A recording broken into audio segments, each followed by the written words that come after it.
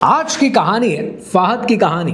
फहद एक 27 साल का लड़का है जो कराची में रहता है और उसका वही प्रॉब्लम है जो 27 साल की उम्र में ज्यादातर लोग जो शादी करना चाहते हैं उनका प्रॉब्लम होता है। ये वो चीज़ है जिसको मैं अक्सर कहता हूँ ना कि कुछ लोग शादी करना चाहते हैं, उन्हें शादी आई हुई होती है, लेकिन कुछ लोगों को अखीर शादी आई हुई होती है, बड़ी जोर से शादी आई हुई होती है।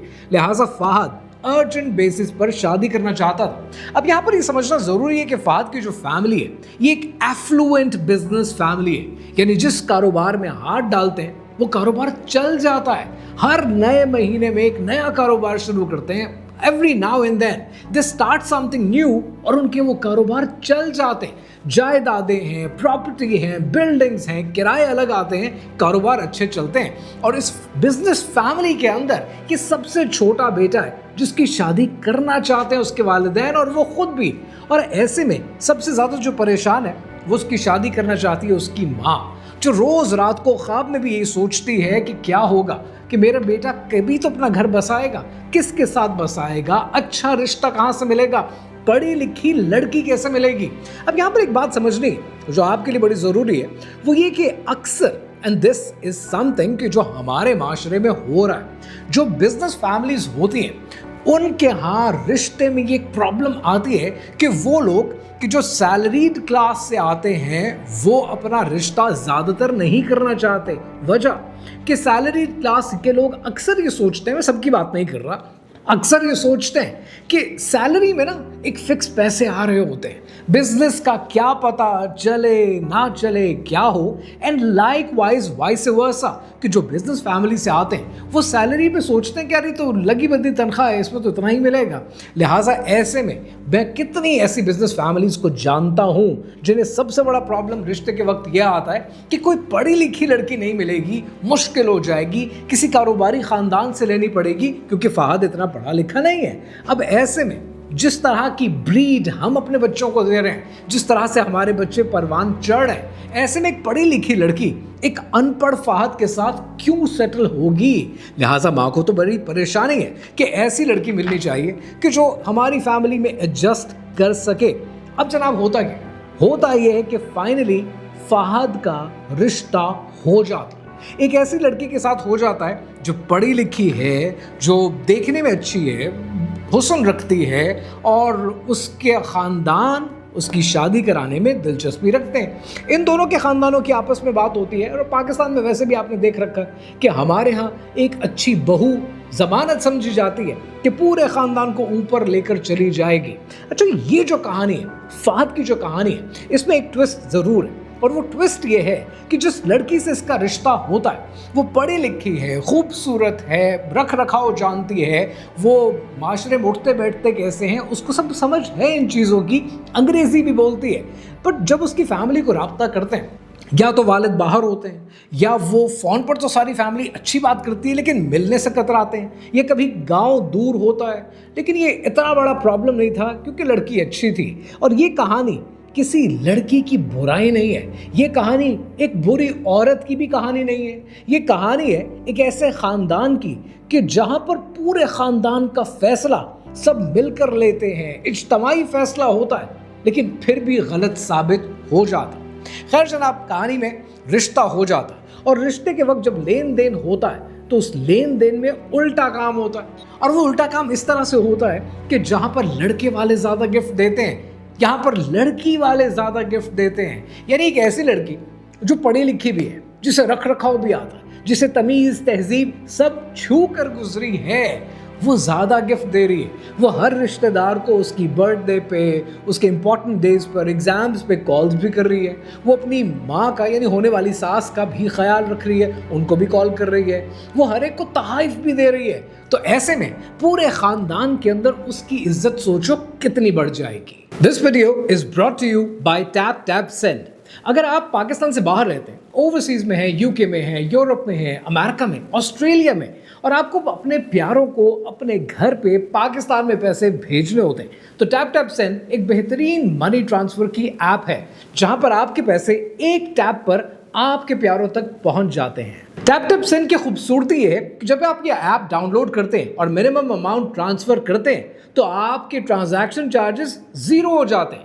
یہ ایپ اس وقت امریکہ میں، UK میں، یورپ میں، کینیڈا میں، آسٹریلیا میں آپریشنل ہے۔ اب آپ نے کرنا یہ کہ آپ نے ٹیپ ٹیپ سینڈ کی ایپ ڈاؤن لوڈ کرنی ہے۔ ڈاؤن لوڈ کرنے کے بعد آپ نے منیمم ٹرانسفر اماؤنٹ بھیجنی ہے اور بھیجتے ہوئے آپ نے یہ جو پرومو کوڈ ہے یعنی میرا فرسٹ نیم امتنان، یہ پرومو کوڈ یوز کرنا ہے تو الٹا آپ کو آپ کی ٹرانزیکشن پر بونس مل جائے گا۔ سو ٹیپ ٹیپ سینڈ کے ذریعے جب آپ اپنے یہ پیسے اپنے پیاروں تک بھیجیں گے تو یہ پیسے ان تک بینک ٹرانسفر کے ذریعے، کیش پک اپ کے ذریعے، جیز کیش اور ایزی پیسہ کے ذریعے بھی مل سکتے ہیں with بہترین exchange rates. Tap tap send authorise بھی ہے، ریگولیٹڈ بھی، اور یہ پرومو کوڈ امتنان ضرور انٹر کرنا تاکہ آپ کو بونس مل سکے۔ Now let's get back to the video۔ اب یہ ایک لڑکی کی آرکیٹیپیکل ریپریزنٹیشن ہے، ایک پکچر ہے جو 1857 سے اس معاشرے میں کھینچی جا رہی ہے۔ یعنی ہمیں پارٹیز کرنے کے لیے تو ماڈسکاٹ لڑکی چاہیے، ہمیں ٹام بوائے لڑکی چاہیے اپنے ساتھ بائک پر بیٹھ کر گھمانے کے لیے، کیفیز میں بیٹھ کر شیشہ پینے کے لیے، لیکن جب رشتہ کرنا ہے تب ہمیں ایک صوم و صلات کی پابند ایک ایسی عورت چاہیے جو ہمارے ماں باپ کا بھی خیال رکھے، خاندان میں ہر ایک کا خیال رکھے، وہ ایک اچھی بہو، وہ جو ٹیگ لائن ہے نا وہ ثابت کرے۔ اب مزے کی بات پتہ ہے کیا؟ جس طرح ہم اس معاشرے کو لے کر چل رہے ہیں، جس طرح یہ ایک میکرو سسٹم بنا ہوا ہے جس میں آپ کا کلچر ہر چیز سے افیکٹ ہوتا ہے، اب ایسی خواتین نہیں آتی ہیں۔ اب ایسی خواتین یا تو آپ کو ناولز میں ملیں گی، یا آپ کو انڈین سوپ اوپراز میں ملیں گی، یا پھر کرن جوہر کی موویز میں، اس کے علاوہ نہیں ملیں گی۔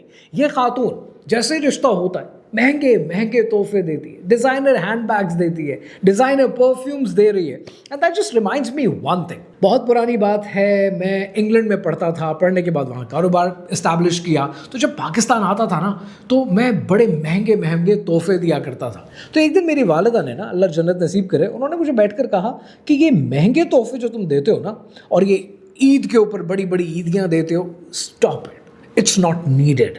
تو میں ان سے پوچھتا تھا اف آئی کین افورڈ تو پرابلم کیا ہے؟ میں افورڈ کر سکتا ہوں، میری چیزیں اچھی چل رہی ہیں، پرابلم کیا ہے؟ انہوں نے تو بڑے سالڈ ریزنز دیے، اور یہ سمجھنا بہت ضروری ہے کہ تحفے ہمیشہ اپنی حیثیت کے نہیں، آپ جس کو دے رہے ہیں اس کی حیثیت کے مطابق دینے چاہیے، تاکہ اگر اس نے ریفنڈ بھی کرنا ہے، ریٹرن بھی کرنا ہے، اسی حیثیت کا گفٹ کر سکے۔ دوسرا، آپ کے آج جو حالات ہیں ہمیشہ ایسے نہیں رہیں گے، ہر عروج کو زوال ہے اور ہر مشکل کے بعد آسانی ہے۔ لہٰذا اگر کل کو آپ کے حالات خراب ہوں گے تو آپ کے دل میں کوئی ایسی کسک نہیں ہونی چاہیے کہ وہ ایک دور تھا جب میں ایسا ہوا کرتا تھا، جب میں ایسے تحفے دیتا تھا، کاش کہ ایسا ہو جائے۔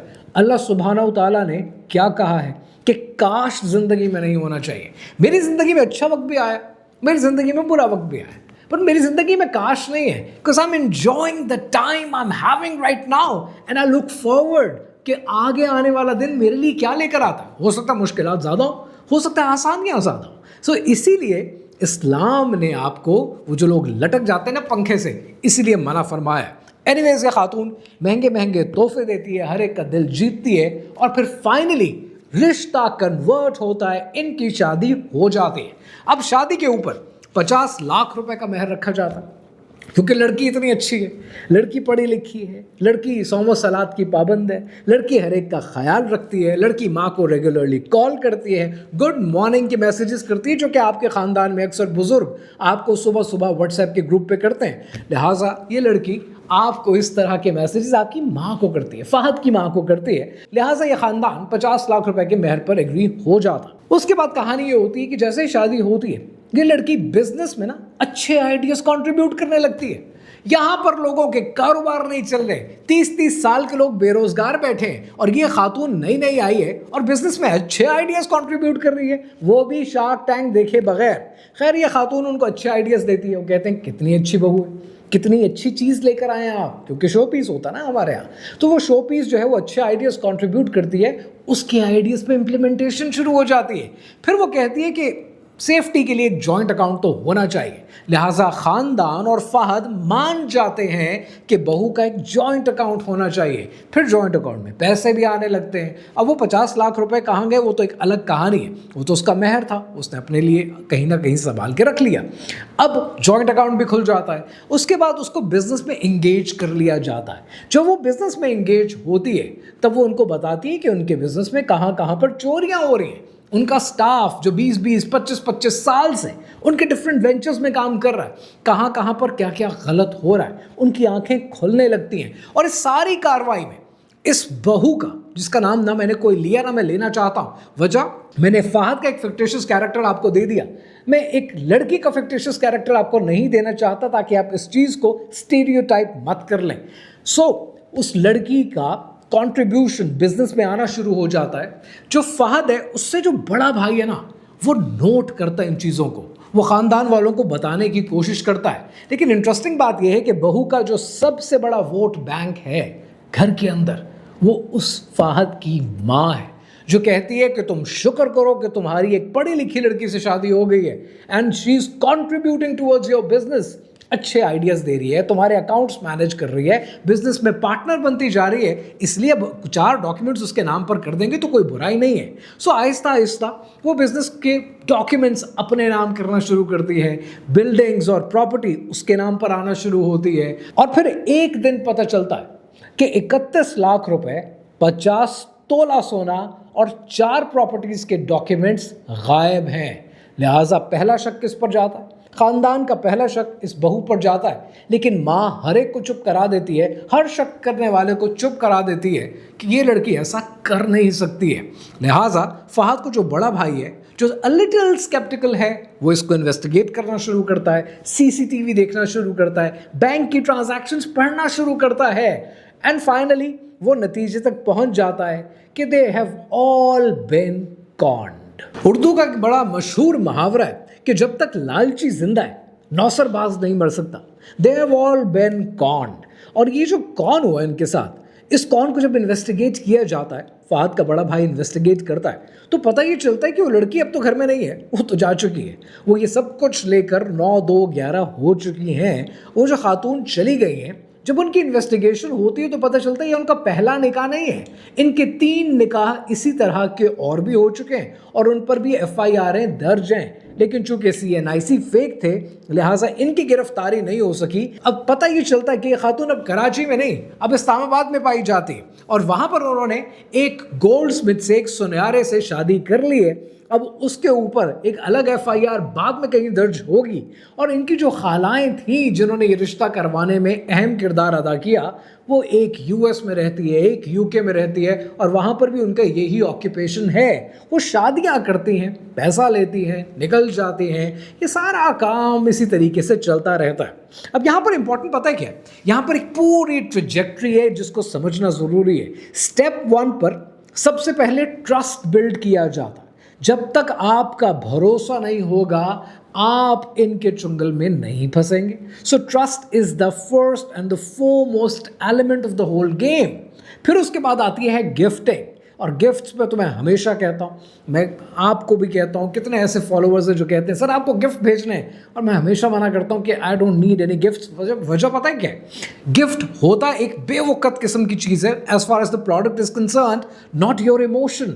लेकिन गिफ्ट इंसान को अंधा कर देते हैं, चाहे किसी कॉर्पोरेट सेटिंग में दिए जाएं या अमीरों की सेटिंग में दिए जाएं, गिफ्ट इंसान को अंधा कर देते हैं। सो पहली चीज़ है ट्रस्ट, फिर आता है गिफ्ट, फिर आता है वेट टाइम, सब्र करो कि मछली दाना चुगने के लिए आएगी, और उसके बाद फिर लव की डिसेप्शन। ये पूरा एक कॉन आपकी आंखों के सामने तैयार किया जाता है। आपको क्या लगता है कि ये केस एक फिक्टिशियस केस है, ये एक डॉक्यूमेंटेड केस है? और इस जैसे बेशुमार ऐसे डॉक्यूमेंटेड केसेस आपके माशरे में मौजूद हैं। बड़ा लेटली जाकर मैं आप लोगों की सबमिट किए हुए केसेस पढ़ता हूं, लेकिन बड़े कम ऐसे केसेस होते हैं जिन पर दिल करता है कि खोलकर दुनिया को बताए जाएं, क्योंकि दुनिया उनको समझती नहीं है। अब आपको क्या लगता है, इस केस के अंदर इंसाफ मिलेगा?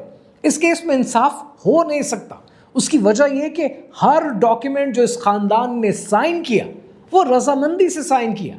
जो जॉइंट अकाउंट खोले वो रजामंदी से खोले। जिन बिजनेस डिसीजन में उसका अमल दखल था उस औरत का, वो बिजनेस डिसीजन पूरे खानदान ने बैठ कर लिए थे। लिहाजा ऐसे केसेस में आप इनको पकड़ नहीं सकते हैं, क्योंकि कोर्ट को, अदालत को डॉक्यूमेंटेशन चाहिए, और जो सबूत आप पेश करते हैं उस पर सबके सिग्नेचर है, सबकी रजामंदी है। लिहाजा इनको साबित नहीं किया जाता। आपको क्या लगता है ये कहानी इस लड़की की कहानी है? हरगिज नहीं। ये कहानी फहद की कहानी है? हरगिज नहीं।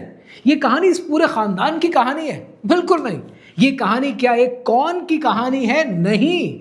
ये कहानी हर उस 30 साल, 32 साल, 35 साल के नौजवान की कहानी है जो आज लाहौर में रहता है, कराची रहता है, इस्लामाबाद में रहता है, जिसकी शादी नहीं हो रही है।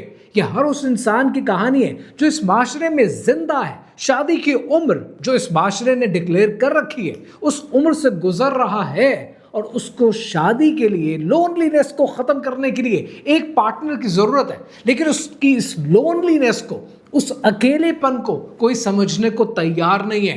कोई उसको आकर ये बताता है कि जब तक इतने पैसे नहीं कमा लोगे तब तक तुम्हारी शादी नहीं होगी। कोई उसको आकर ये बताता है जब तक तुम्हारी नौकरी नहीं लगेगी तुम्हारी शादी नहीं होगी। वो अपने ख़ानदान में, अपने रिश्तेदारों को ये नहीं बता सकता कि वो अंदर से क्या फील कर रहा है। उसे एक पार्टनर की नीड है, उसे एक ज़िंदगी में एक सहारे की नीड है, उसे ज़िंदगी में एक बीवी की नीड है, लेकिन वो ये बातें नहीं बता सकता, क्योंकि the moment he would open his mouth आप उसको जज करना शुरू कर देंगे। आप उसकी लोनलीनेस को, उसके अकेलेपन को तमाशा बना देंगे। और ऐसे सब इन नौजवानों को समझने की ज़रूरत है कि ये जो लोनलीनेस है ना, ये एक रियल थिंग है, ये एक जीती जागती हकीकत है। और इस हकीकत का मतलब पता है क्या है? इस हकीकत का मतलब ये है कि हर वो नया इंसान जो इस लड़की की तरह आपकी ज़िंदगी में आए और आपकी ज़िंदगी में आकर आपकी लोनलीनेस को ख़त्म करने की कोशिश ना करे, बल्कि आपके ज़ख्म को कुरेद कर, हर रेड फ्लैग्स को आपको भुलाकर आपकी ज़िंदगी को एक्सप्लॉइट करने की कोशिश करे, इसका मतलब ये है कि इस जल्दबाजी में फैसला नहीं करना। यूनाइटेड नेशंस ने ऑलरेडी इसे एक बहुत बड़ा ग्लोबल हेल्थ क्राइसिस डिक्लेयर किया है। आज जो लोनलीनेस हमारे नौजवानों को फेस करनी पड़ती है, यूनाइटेड स्टेट्स में सर्जन जनरल ने इसके ऊपर एडवाइजरी इशू की है कि ये अमेरिका का सबसे बड़ा एपिडेमिक है, एपिडेमिक का दर्जा दिया है। ये है वो लोनलीनेस, ये है वो अकेलापन जिसके बारे में पाकिस्तान का अनमैरिड मर्द बात तक नहीं कर सकता। आज हैरानगी पता किस बात पर होती है? 4 अरब लोग, इस दुनिया के 4 अरब लोग सोशल मीडिया पर एक दूसरे के साथ कनेक्टेड हैं, लेकिन उस लोनली अनमैरिड मर्द को कॉल करके कोई ये नहीं पूछता कि तू फील कैसा कर रहा है।